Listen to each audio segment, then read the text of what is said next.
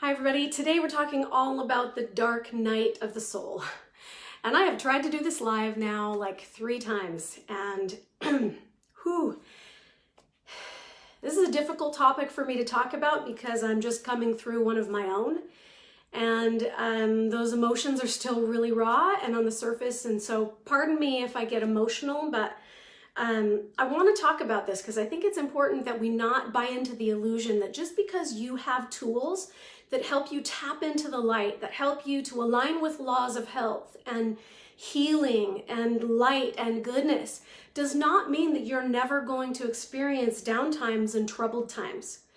It doesn't mean that at all. We live in a hell place. This earth is hell. Even though it's beautiful here, there's a lot of goodness in the world. We are in a hell place. We know that because we know that Lucifer, or the enemy, was cast out of Father's presence. And where did he go? He went here. And so we're never going to really fully and completely get away from darkness and tribulation and trial and suffering and struggling. I'm going to share with you a personal experience that I had just a few months ago. You know, a lot of people say to me, well, you're an energy healer, you're an emotional healer, you have all of these tools and all of these skills, you must never have health problems, you must never have challenges, you're probably always living in this place of bliss and peace. And the truth of the matter is, nobody is. Nobody on this earth is living that way. You cannot escape it because of the nature of this fallen world that we live in. There is darkness here and there is light here. And the whole point of being here is to learn how to transcend the darkness. So there's never going to be a tool that will teach you how to get rid of the darkness for good. Our goal and the process here is to learn how to transcend the darkness, and that's an ongoing process. A lot of people don't really know this. I've told my story before where I've had 25 years of struggling with Lyme's disease and autoimmune illness, and 25 years is a long time to suffer. And that was a difficult time for me, going through that dark night of the soul. Many of my close friends and family and associates don't even know this, but about 3 months ago, I plummeted into another dark night of the soul moment and experienced massive bone pain and body pain. It put me in bed for weeks. I silently and quietly suffered that suffering alone because I was embarrassed. Kind of ashamed. Here I am, a health coach, for heaven's sakes. I'm a quantum healing practitioner. I'm supposed to know everything about how to put myself back into a state of spontaneous healing and just get over it, right? A lot of people were kind of saying that you just need to pull out of it. It's all in your mindset. And sometimes that's not what you want to hear when you're going through darkness.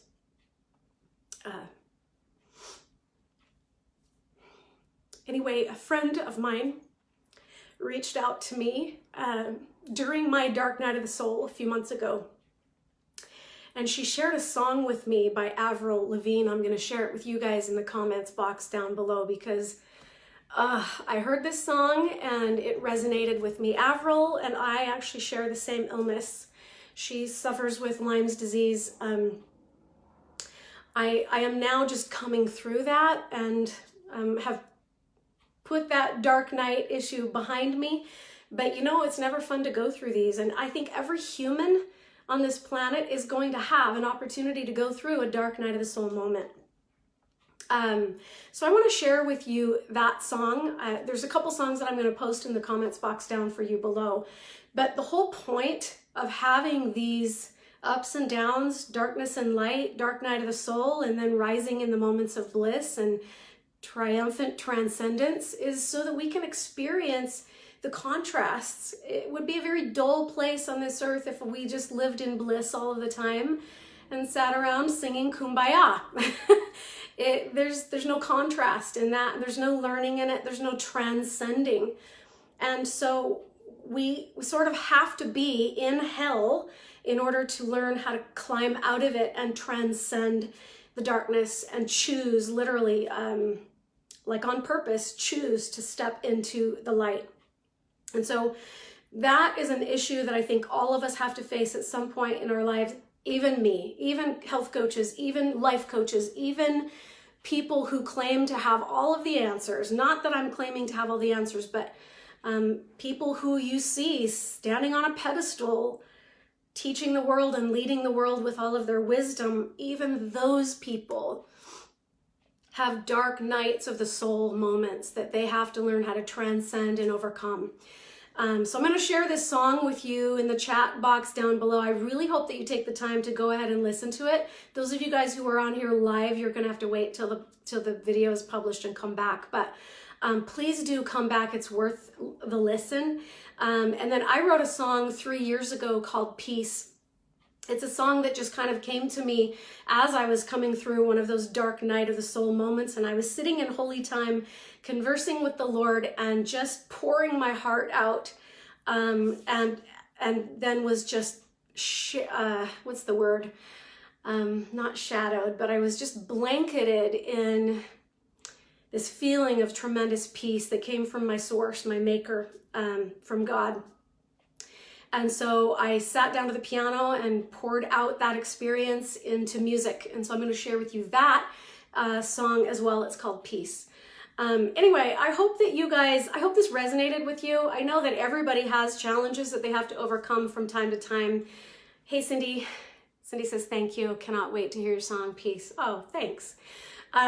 We all have to deal with this. You know, it's interesting when you look at other healing gurus, health practitioners, people who seem to have it all. They seem to have it all in place. They seem to be the ones leading those who are really sick and struggling. But the truth of the matter is, even Christ himself, when he walked upon the earth, was faced with